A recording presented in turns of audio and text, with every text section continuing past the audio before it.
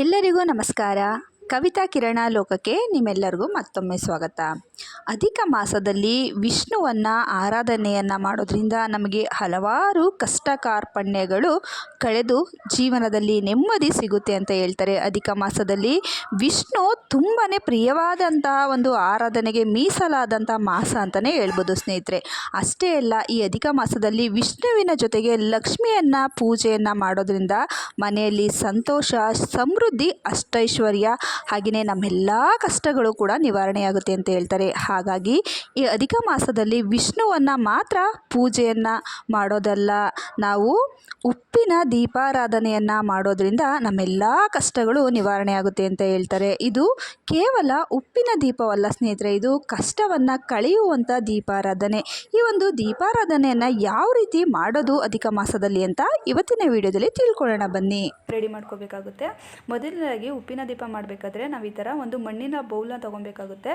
ನೋಡಿ, ಈ ಅಧಿಕ ಮಾಸ ತುಂಬ ಒಳ್ಳೆಯ ಮಾಸ ಅಂತಲೇ ಹೇಳ್ಬೋದು. ಹಾಗಾಗಿ ನಾವು ಶ್ರೀ ಲಕ್ಷ್ಮಿಯನ್ನು ಹಾಗೆ ವಿಷ್ಣುವನ್ನು ನಾವು ಪೂಜಿಸಿ ಈ ಥರ ಉಪ್ಪಿನ ದೀಪಾರಾಧನೆ ಮಾಡೋದ್ರಿಂದ ನಮ್ಮ ಕೋರಿಕೆಗಳೇನಿದೆ ಅದು ಬೇಗನೆ ಶೀಘ್ರವಾಗಿ ಫಲವನ್ನು ಕೊಡುತ್ತೆ ಅಂತಲೇ ಹೇಳ್ಬೋದು. ಹಾಗಾಗಿ ಬನ್ನಿ ಉಪ್ಪಿನ ದೀಪನ ಹೇಗೆ ಮಾಡೋದು ಅಂತ ನೋಡಿ. ಉಪ್ಪಿನ ದೀಪ ಮಾಡೋದಕ್ಕೆ ಮೊದಲನೇದಾಗಿ ಈ ಥರ ಒಂದು ಮಣ್ಣಿನ ಬಟ್ಲನ್ನು ತೊಗೊಬೇಕಾಗುತ್ತೆ. ಇದು ಮಣ್ಣಿನ ಬಟ್ಲಲ್ಲೇ ಅಥವಾ ದೀಪನೂ ಸಿಗುತ್ತೆ ಸ್ವಲ್ಪ ದೊಡ್ಡದು, ಅದರಲ್ಲಿ ಬೇಕಾದರೂ ಮಾಡ್ಬೋದು. ನೋಡಿ, ಇದನ್ನು ಸ್ವಲ್ಪ ಅರ್ಶಿನ ನಾವು ಇದಕ್ಕೆ ಸುತ್ತಲೂ ಕೂಡ ನಾವು ಈ ಥರ ಬಳ್ಕೊಬೇಕಾಗುತ್ತೆ. ಕೆಳಗಡೆ ಸುತ್ತಮುತ್ತ ಕೆಳಗಡೆ ಎಲ್ಲ ಈ ಥರ ಬಳ್ದು ಇದಕ್ಕೆ ಅರ್ಶಿನ ಕುಂಕುಮ ನಾವು 5 ಕಡೆ ಇದಕ್ಕೆ ಈ ಥರ ಹಚ್ಕೊಬೇಕಾಗುತ್ತೆ. ಶ್ರೀಗಂಧನೂ ಕೂಡ ಇದಕ್ಕೆ ಅರ್ಶಿನದ ಜೊತೆ ಸ್ವಲ್ಪ ಬೆರೆಸಿ ಇದನ್ನು ಹಚ್ಕೊಳ್ಳಿ. ತುಂಬ ಅಂದರೆ ತುಂಬಾ ಒಳ್ಳೆಯದು. ಹಾಗೆಯೇ ಇಲ್ಲಿ ದೀಪಾರಾಧನೆ ಮಾಡೋದಕ್ಕೆ ಕೂಡ 2 ಮಣ್ಣಿನ ದೀಪಗಳನ್ನ ತಗೊಂಡು ಅದಕ್ಕೂ ಕೂಡ ಸಂಪೂರ್ಣವಾಗಿ ನಾನಿಲ್ಲಿ ಅರ್ಶಿನ ಮತ್ತು ಶ್ರೀಗಂಧವನ್ನು ಈ ಥರ ಎಲ್ಲದಕ್ಕೂ ಈ ಥರ ಬಳ್ಕೊತಾ ಇದ್ದೀವಿ. ನೋಡಿ, ಈ ಥರ ಎಲ್ಲದಕ್ಕೂ ಸುತ್ತನೂ ಕೂಡ ನಾವು ಈ ಥರ ಹಾಕಿ ಇದಕ್ಕೂ ಕೂಡ ಅರಿಶಿನ ಕುಂಕುಮವನ್ನು ನಾವು ಈ ಥರ ಇಟ್ಕೊಬೇಕಾಗುತ್ತೆ. ಮತ್ತು ಈ ಥರ ಬೊಟ್ಟು ಇಡೋದಕ್ಕೆ ಶ್ರೀಗಂಧನೂ ಕೂಡ ಬಳಸಿದ್ರೆ ತುಂಬಾ ಒಳ್ಳೆಯದು ಅಂತಲೇ ಹೇಳ್ಬೋದು. ಹಾಗೆ ಇದು ಜೋಡಿ ದೀಪನ ನಾವು ಹಚ್ಚೋದ್ರಿಂದ ಮತ್ತು ನೋಡಿ ಅದಕ್ಕೂ ಕೂಡ ನಾನಿಲ್ಲಿ ಅರಿಶಿಣ ಮತ್ತು ಶ್ರೀಗಂಧವನ್ನು ಮಿಕ್ಸ್ ಮಾಡಿ ಅದಕ್ಕೂ ಕೂಡ ಈ ಥರ ಬಳ್ಕೊತಾ ಇದ್ದೀನಿ. ಯಾವುದೇ ಒಂದು ದೀಪಾರಾಧನೆ ಮಾಡಬೇಕಾದ್ರೆ ನಾವು ಏಕ ದೀಪಾರಾಧನೆ ಮಾಡಬಾರ್ದು, ಅದು ಅಷ್ಟೊಂದು ಶುಭವಲ್ಲ. ಹಾಗಾಗಿ 2 ದೀಪವನ್ನು ನಾವಿಲ್ಲಿ ತಗೊಂಡು ಅದಕ್ಕೆ ಅರಿಶಿಣ ಕುಂಕುಮವನ್ನು ಈ ಥರ ಹಚ್ಕೊಂಡು ಅದಕ್ಕೆ ಅರಿಶಿಣ ಕುಂಕುಮದಿಂದ ಈ ಥರ ಬೊಟ್ಟನ್ನು ಇಟ್ಕೊಬೇಕಾಗುತ್ತೆ. ಶ್ರೀ ಮಹಾಲಕ್ಷ್ಮಿಗೆ ತುಂಬ ಇಷ್ಟವಾದದ್ದು ಅಂದರೆ ಉಪ್ಪು.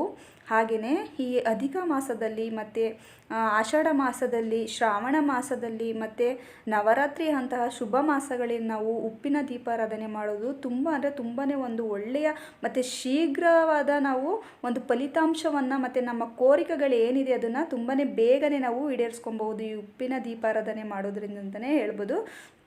ನೋಡಿ, ಅದಕ್ಕೆ ನಾನು ಈ ಉಪ್ಪಿನ ದೀಪಾರಾಧನೆ ಮಾಡೋದಕ್ಕೆ ಕೆಳಗಡೆ ಇಡೋದಕ್ಕೆ ಅದನ್ನು ಕೂಡ ನಾನು ಇಲ್ಲಿ ಮಣ್ಣಿನ ಪ್ಲೇಟ್ನ ತೊಗೊಂಡಿದ್ದೀನಿ. ನೀವು ಇಲ್ಲಾಂದರೆ ಹಿತ್ತಾಳೆ ಪ್ಲೇಟು ಅಥವಾ ತಾಮ್ರದ ಪ್ಲೇಟ್ನು ಕೂಡ ನೀವು ಇಲ್ಲಿ ಉಪಯೋಗಿಸ್ಕೊಬೋದು. ಮಣ್ಣಿನ ಪ್ಲೇಟ್ ಸಿಕ್ಕೂರ ಇನ್ನೂ ತುಂಬಾ ಒಳ್ಳೆಯದು. ನೋಡಿ, ಇದಕ್ಕೂ ಕೂಡ ಅರಿಶಿಣದಿಂದ ಬಳ್ಕೊಂಡು ಇದಕ್ಕೆ ಬಟ್ಟು ಭಂಡಾರನ ಇಟ್ಕೊಂಡು ಅದ್ರ ಮೇಲೆ ನಾವಿವಾಗ 3 ಹಿಡಿಯಷ್ಟು ಅಕ್ಕಿಯನ್ನು ತಗೊಂಡು ಈ ಥರ ಹರಡ್ಕೊಳ್ಳೋಣ. ಅಕ್ಕಿ ಮೇಲೆ ಇವಾಗ ಚಿಕ್ಕದಾದಂತಹ ರಂಗೋಲಿಯನ್ನು, ಅಷ್ಟದಳ ಪದ್ಮ ರಂಗೋಲಿಯನ್ನು ನೀವು ಹಾಕೊಬೇಕಾಗುತ್ತೆ. ನಾವು ಕೆಲವೊಂದು ಶುಭ ಸಮಾರಂಭಗಳಲ್ಲಿ ಹಾಗೂ ಶುಭ ಕಾರ್ಯಗಳಿಗೆ ಮತ್ತು ಶುಭ ಪೂಜೆಗಳಿಗೆ ಈ ಥರದ ರಂಗೋಲಿಗಳನ್ನ ನಾವು ದೇವರ ಮನೆಯಲ್ಲಿ ಹಾಕುವಂತಹ ರಂಗೋಲಿಗಳನ್ನ ನಾನು ಇವಾಗ ಆಲ್ರೆಡಿ ಅಪ್ಲೋಡ್ ಮಾಡಿದ್ದೀನಿ. ಅವು ಹಾಕಿದ್ರೆ ನಮಗೆ ಈ ಥರ ಅಷ್ಟದಳ ಪದ್ಮ ರಂಗೋಲಿ, ಶಂಕುವಿನ ರಂಗೋಲಿ, ಹಾಗೆ ಶ್ರೀಚಕ್ರ ರಂಗೋಲಿ, ಈ ಥರ ದೇವರ ಮನೆಯಲ್ಲಿ ಹಾಕಬಹುದಂಥ ಚಿಕ್ಕ ರಂಗೋಲಿಗಳನ್ನು ಕಳಸ ಪ್ರತಿಷ್ಠಾಪನೆ ಮಾಡಬೇಕಾದ್ರೆ ಮತ್ತು ಕಾಮಾಕ್ಷಿ ದೀಪ ಪ್ರತಿಷ್ಠಾಪನೆ ಮಾಡಬೇಕಾದ್ರೆ ಮತ್ತು ಉಪ್ಪಿನ ದೀಪಾರಾಧನೆ ಮಾಡುವಾಗ ಈ ಥರ ರಂಗೋಲಿ ಹಾಕಿದ್ರೆ ನಮಗೆ ಪೂಜೆಯ ಫಲ ಸಂಪೂರ್ಣವಾಗಿ ಲಭಿಸುತ್ತೆ ಅಂತಲೇ ಹೇಳ್ಬೋದು. ನೋಡಿ, ಈ ಥರ ರಂಗೋಲಿ ಹಾಕಾದ್ಮೇಲೆ ಸ್ವಲ್ಪ ಅದಕ್ಕೆ ಅರಿಶಿಣ ಕುಂಕುಮವನ್ನು ಹಾಕಿ ಅದಕ್ಕೆ ಸ್ವಲ್ಪ ಹೂವನ್ನು ಇಟ್ಟು ಅದ್ರ ಮೇಲೆ ಇವಾಗ ಈ ಥರ ಮಣ್ಣಿನ ಬೌಲ್ನ ತೊಗೊಂಡು ಅದ್ರ ಮೇಲೆ ಇಡೋಣ.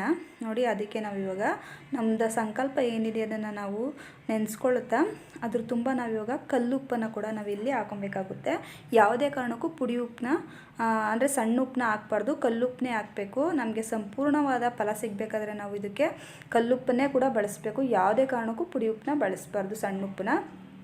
ಈ ಥರ ಉಪ್ಪನ್ನು ಆ ಬೌಲ್ ತುಂಬ ಹಾಕಾದ್ಮೇಲೆ ಇದರಲ್ಲಿ ಒಂದು ಬೆರಳಿನ ಸಹಾಯದಿಂದ, ಅಂದರೆ ಉಂಗುರದ ಬೆರಳಿನ ಸಹಾಯದಿಂದ ನಾವು ಇದಕ್ಕೆ ಸ್ವಸ್ತಿಕ್ ಚಿಹ್ನೆನ ಬರೆದು ಅದಕ್ಕೂ ಕೂಡ ಅರಿಶಿನ ಕುಂಕುಮನ ಇಟ್ಟು ಇವಾಗ ಒಂದು ದೀಪವನ್ನು ಇಡೋಣ. ಈ ದೀಪಕ್ಕೆ ನೋಡಿ ಇವಾಗ ನಾವು ಇದನ್ನು ಹಾಗೇ, ಯಾಕಂದರೆ ನಾವಿಲ್ಲಿ ಒಂದೇ ದೀಪನ ಹಚ್ಚೋದು, ಹಾಗೆ ನಾವು ಇದನ್ನು ಬರೀ ಒಂದೇ ಹಚ್ಚಬಾರ್ದು ಅನ್ನೋ ಒಂದು ಕಾರಣಕ್ಕೋಸ್ಕರ ಒಂದು ದೀಪನ ಕೆಳಗಡೆ ಇಟ್ಟು ಅದಕ್ಕೆ ಸ್ವಲ್ಪ ಅಕ್ಷತೆ ಮತ್ತು ಹೂವನ್ನು ಹಾಕಿ ಅದ್ರ ಮೇಲೆ ಇನ್ನೊಂದು ದೀಪನ ನಾವು ಈ ಥರ ಇಡಬೇಕಾಗುತ್ತೆ. ನೋಡಿ ಇವಾಗ 2 ದೀಪಗಳನ್ನ ಇಟ್ಟಿರೋ ಥರ ಆಗುತ್ತೆ. ಹಾಗಾಗಿ ನೋಡಿ ಇವಾಗ ಈ ದೀಪ ಹಾಕಾದ್ಮೇಲೆ ನಾವು ನೋಡಿ ಈ ದೀಪ ಇಟ್ಟು ನಾವಿವಾಗ ತುಪ್ಪವನ್ನು ಇದಕ್ಕೆ ಹಾಕಬೇಕಾಗುತ್ತೆ.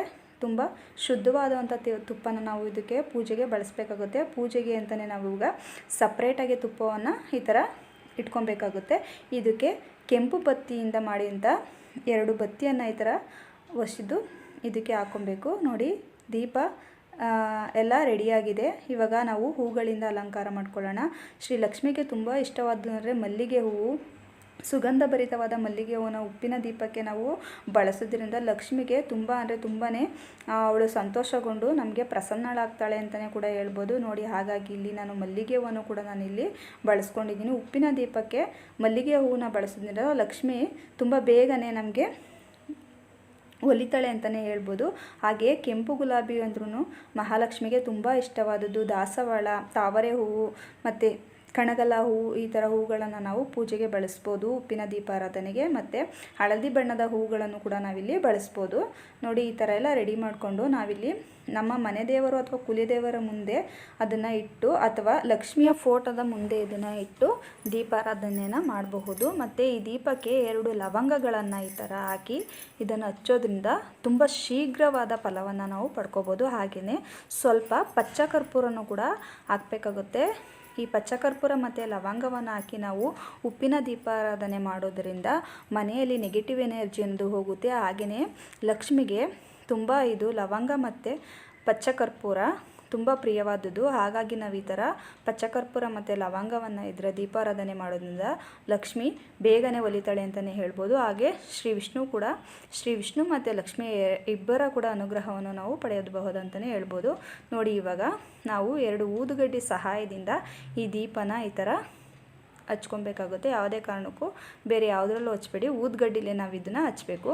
ಅದಾದಮೇಲೆ ನಾವೀಗ ಧೂಪನೂ ಕೂಡ ಈ ಉಪ್ಪಿನ ದೀಪಕ್ಕೆ ಬೆಳಗಬೇಕು. ಈ ಥರ ಧೂಪವನ್ನು ಈ ಥರ ಎಲ್ಲ ಹಾಕಾದ್ಮೇಲೆ ನಾವಿವಾಗ ಕರ್ಪೂರದಿಂದ ಇದಕ್ಕೆ ಮಂಗಳಾರತಿಯನ್ನು ನಾವು ಮಾಡ್ಕೊಬೇಕಾಗುತ್ತೆ. ಈ ಥರ ಮಾಡೋದ್ರಿಂದ ನಮಗೆ ಶ್ರೀ ವಿಷ್ಣು ಮತ್ತು ಲಕ್ಷ್ಮಿಯ ಸಂಪೂರ್ಣವಾದ ಅನುಗ್ರಹ ನಮಗೆ ಸಿಗುತ್ತೆ. ನಮಗೆ ಏನೇ ಒಂದು ಸಂಕಷ್ಟ ಇರಲಿ, ಆರ್ಥಿಕ ಸಮಸ್ಯೆ ಇರಲಿ, ಏನೇ ಒಂದು ನಮಗೆ ಸಮಸ್ಯೆ ಇರಲಿ, ಅದೆಲ್ಲನೂ ಕೂಡ ನಮಗೆ ಬೇಗನೆ ನಮಗೆ ಇದೆಲ್ಲ ಹೋಗುತ್ತೆ ಅಂತಲೇ ಹೇಳ್ಬೋದು. ಮತ್ತು ಶೀಘ್ರವಾದ ನಮಗೆ ಒಂದು ಒಳ್ಳೆಯ ಫಲಿತಾಂಶ ನಮಗೆ ಸಿಗುತ್ತೆ ಅಂತಲೇ ಹೇಳ್ಬೋದು. 4 ಶುಕ್ರವಾರ ಇದನ್ನು ಮಾಡಬೇಕಾಗುತ್ತೆ ನಾವು ಅಧಿಕ ಮಾಸದಲ್ಲಿ.